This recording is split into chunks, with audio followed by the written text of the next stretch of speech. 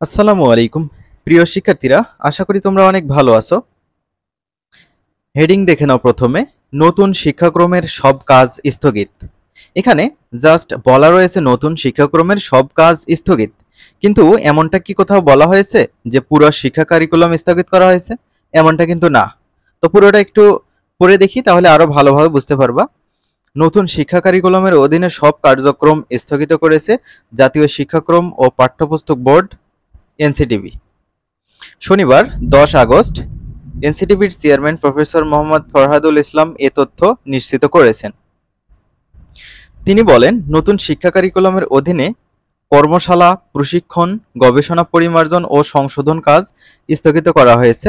পুরো শিক্ষা কারিকুলাম স্থগিত করা হয়েছে বলে অনেকের কাছে ভুল খবর যাচ্ছে। শিক্ষা কারিকুলাম স্থগিত করার ক্ষমতা এনসিটিবির নেই। এটা শিক্ষা মন্ত্রণালয়ের কাজ। ১১ আগস্ট থেকে বগুড়ায় আমাদের কর্মশালা শুরু হওয়ার কথা ছিল, সেটি আপাতত স্থগিত করা হয়েছে।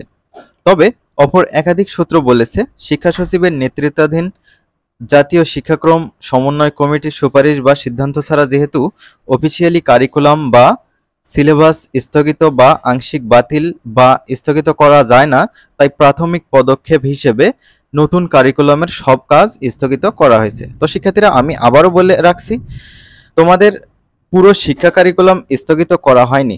জাস্ট নতুন কারিকুলামের যে প্রশিক্ষণ, গবেষণা এগুলো ছিল, এগুলো জাস্ট স্থগিত করা হয়েছে। তো এই কারিকুলামের যে পরীক্ষাটা বাকি রয়েছে, সে পরীক্ষাটা আপাতত হবে, সেটা নিশ্চিত থাকো।